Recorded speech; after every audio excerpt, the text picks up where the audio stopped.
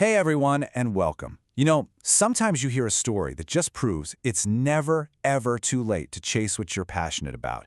And that is exactly what we're diving into today. We're talking about a guy who spent nearly 4 decades in retail, only to completely reinvent himself and become a legend in his local music scene. It's an incredible journey. And this quote right here, it just says it all.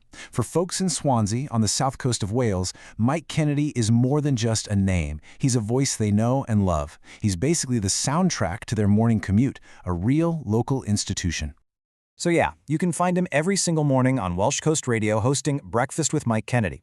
But here's the thing, and this is what makes his story so cool. Being a breakfast radio host, that's just the end of the story. How he got there is where things get really interesting. All right, Section 1. From retail to radio. So, how does someone go from a regular day job to being a radio host? Well, you might be surprised.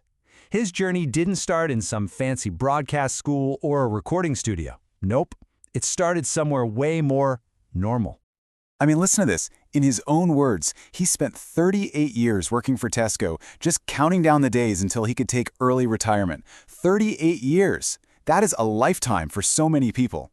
Sure, he was drumming in bands on the side, but that was just a hobby. His real life was in retail. And then, bam, life throws a curveball. The big turning point was something he never saw coming. He tore his Achilles tendon, and just like that, his drumming days were over. But you know how they say when one door closes, another one opens? Well, that's literally what happened here. That injury, as awful as it was, pushed him right into the world of radio. And that became the passion he's been chasing for more than a decade now. Okay, Section 2, championing Welsh music. So once he's in radio, he doesn't just play the hits. No, Mike finds a real purpose, a true calling. He decides he's going to be the champion for all the amazing artists in Wales that nobody's ever heard of. And that brings us to this really important question. Think about it. Wales might be a small country, but when it comes to music, it punches way above its weight. We're talking musical giants. So if you're a brand new band, just trying to make it, how in the world do you get your voice heard? This is the problem he was looking at. It was this huge gap. Over here, you've got these global superstars, right? Tom Jones, the Manic Street Preachers, household names.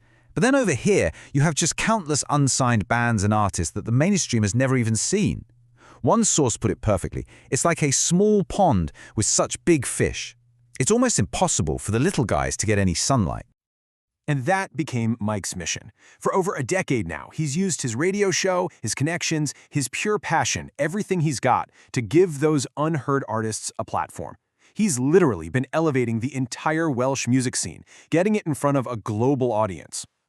Section 3, a global connection. Now, a hero rarely succeeds alone, right? A mission this big needs allies.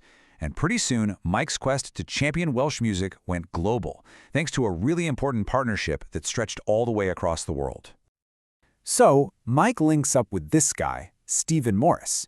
He's also Welsh, but he's living all the way out in Australia. Turns out, they had the exact same passion.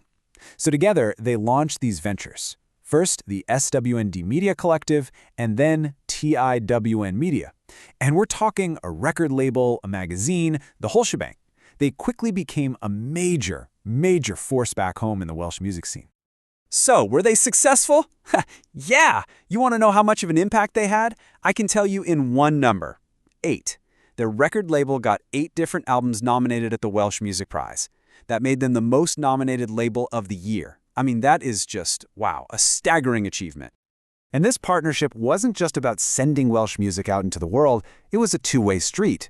It created this awesome musical exchange program. Mike started championing Australian bands on his show in Wales. You'd hear classics like Men at Work, INXS, AC/DC, but also newer stuff like King Gizzard and the Lizard Wizard. And he became a huge fan of this one band in particular, the Daisy Cutters. Just listen to this quote from him about the Daisy Cutters. You can feel the passion, right? He calls their album an absolute masterpiece on all levels. This is what sets him apart. He's not just a DJ spinning records. He's a true fan, a real advocate. He genuinely believes in the music he's sharing, and that's why people connect with him. All right, Section 4, the busiest retirement. So, remember that early retirement he was waiting for 38 years? Well, he finally took it. You'd think, okay, time to kick back, relax, put his feet up. Nope. Not even close. His life was about to get busier than it had ever been. I gotta say, I love this. The official definition of retirement is, ceasing to work. Yeah. Mike Kennedy's definition is a little bit different. He might have officially retired from his day job, but ceasing to work? Not a chance.